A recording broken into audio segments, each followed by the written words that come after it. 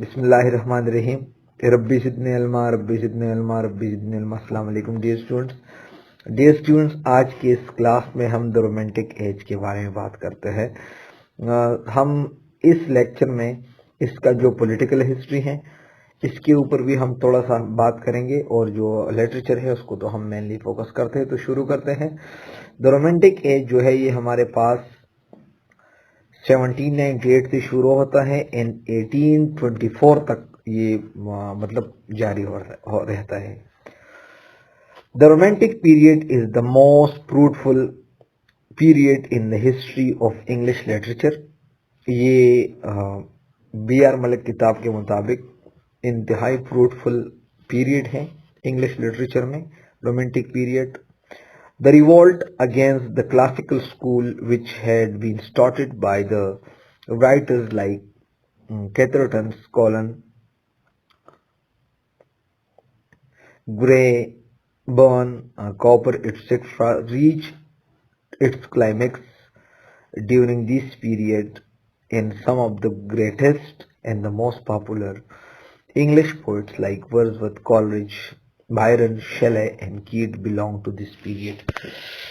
जो कि ये जो है ये किन के हाथों से शुरू हुआ? जो माइनर राइटर है रोमांटिक एज का, कैथरटन, कॉलन, ग्रे, इनके हाथों से शुरू हुआ, और क्लाइमेक्स पे जब वो पहुंचा तो वो बड़े बड़े राइटर्स के हाथों तक पहुंचा ये पीरियड, जिसमें हमारे पास वर्dsworth, कॉलरिज, बायरन, शेले, कीट इस पीरियड से ताल्लुक रखते हैं। This period start from 1798 with the publication of lyrical ballads by Wordsworth and Coleridge। ये पीरियड जो है ये 1798 से शुरू होता है। कैसा? क्योंकि रोमांटिक पोएट्री का फर्स्ट पब्लिकेशन जिसका नाम था लिरिकल बैलेड्स, जो कि विलियम वर्dsworth एंड एस.टी. कॉलरिज ने दोनों कॉम्बिनेशन में लिखा था, वो 1798 में पब्लिश हुआ, और 1798 से द रोमांटिक लिटरेचर का आगाज भी हुआ। ये आपका एमसीक्यूज भी हो सकता है कि लिरिकल बैलेड कब लिखी गई। दूसरे एमसीक्यूज के लिरिकल बैलेड जो है किसने लिखा। And the famous preface which Wordsworth wrote as a manifesto of the new form of poetry which he and Coleridge introduced in the oppositions to the poetry of classical school। तो फिर क्या हुआ? William वर्dsworth ने और ST. Coleridge ने इस lyrical ballad का preface जब उसने लिखा तो उसने उस प्रीफेस के अंदर अपना मंशूर पेश की, और ये मंशूर यही था कि हम अपोजिट जाते हैं, हम मुखालिफत करते हैं जो क्लासिकल स्कूल ऑफ पोइट्री था उसका। In the preface to the first edition, Wordsworth did not touch upon any other characteristics of romantic poetry except the simplicity and naturalness of its diction।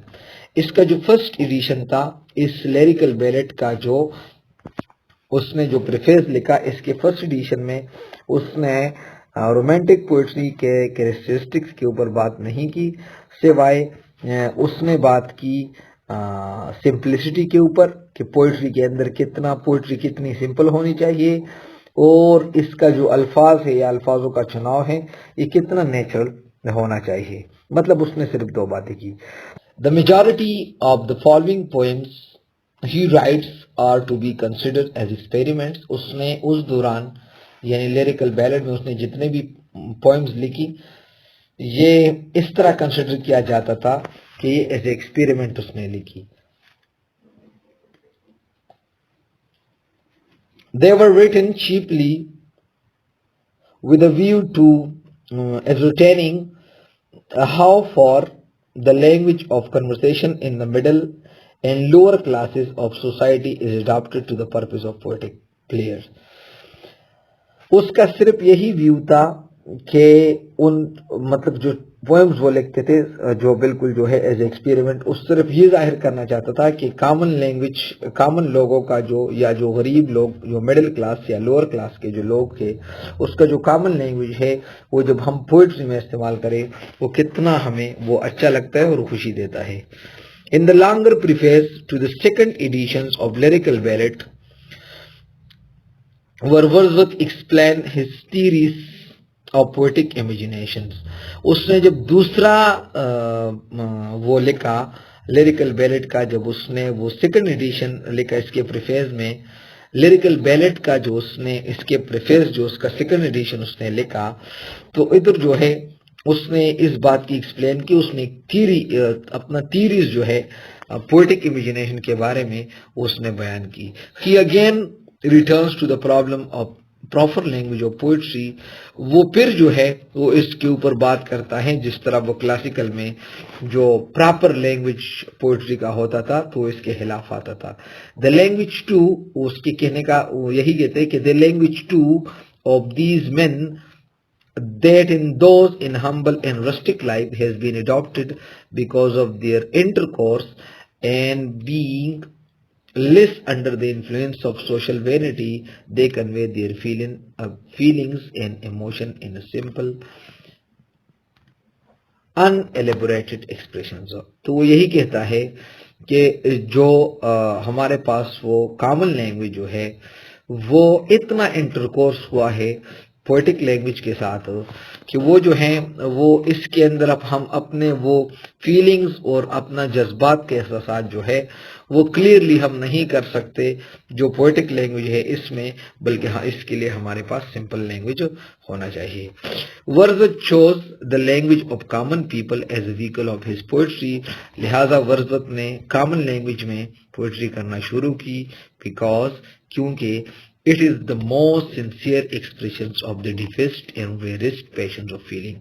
क्योंकि ये बिल्कुल साफ हम अपने साफ और गहरी अंदाज से हम अपने एहसासात का इजहार कर सकते हैं और जज्बात का।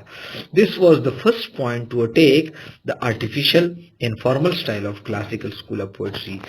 जब उसने कॉमन लैंग्वेज का इस्तेमाल की पोएट्री के अंदर, तो ये पहला अटैक था कि उसने वो जो आर्टिफिशियल एंड फॉर्मल स्टाइल था क्लासिकल स्कूल ऑफ पोएट्री का, उसके ऊपर उसने अटैक की। ये आपका इंटरव्यू का क्वेश्चन है कि इसका फर्स्ट पॉइंट क्या था जब उसने वो क्लासिकल स्कूल ऑफ पोएट्री के ऊपर अटैक की, तो उसने सिंपल लैंग्वेज का, कॉमन लैंग्वेज का, कॉमन पीपल का जो लैंग्वेज है उसका इस्तेमाल की। The other point at which Wordsworth attack the old school was its insistence on the town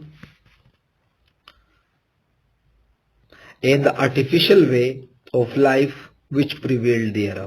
और दूसरा पॉइंट जो है वो उसने मिसाल दी जो लोग आर्टिफिशियली अंदाज से और ख़राब अंदाज से जो है मतलब कुछ होता नहीं है और बहुत कुछ जाहिर करने की कोशिश करते हैं, वो जो लोग जाहिर करते हैं उसके वो जो है मिसाल दी, और जो है मतलब उससे बाइकाट उसने की कि कैसे लोग जो है वो जाहिर करते हैं अच्छा लाइफ, मतलब उसने शहरी और देहाती जिंदगी के दरमियान जो है उसने वो फर्क आपको साबित कर दिया। He wanted that the poet to breathe fresh air of the health and beautiful natural scenes and become interested in rural life and simple folk living at the lap of nature। उसका यही कहना था, यही सोच था कि लोग जो है वो ताज़ा हवा में वो सांस ले, ताज़ा हवा में वो कुछ पोइट्री लिखे, और साथ साथ जो है वो बहुत ज़्यादा देहाती ज़िंदगी में वो बहुत ज़्यादा इंटरेस्टेड था, और उन लोगों में उसका बहुत ज़्यादा दिलचस्पी था जो मतलब वो ऐसे वीरान जगहों में, और मैं ये कहता हूँ कि ऐसे नेचुरल जिधर वो नेचर बहुत ज़्यादा हो, उधर जो लोग रहना चाहते थे या रहना पसंद करते थे उनके हक में वो बहुत ज़्यादा था। A longing to be rid of the precisions and order of everyday life draw him to the mountain, where he describes in his lines written above the Tintin Abbey।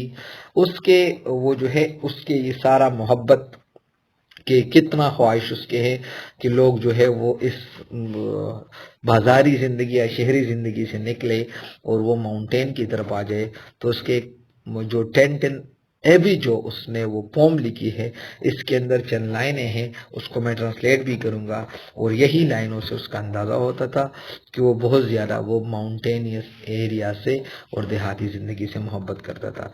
कहते हैं कि the sounding contract mean abshare, sounding mean वो जो खामोशी से या वो जो शोर करते हुए आबशारे है, haunted me like a patience,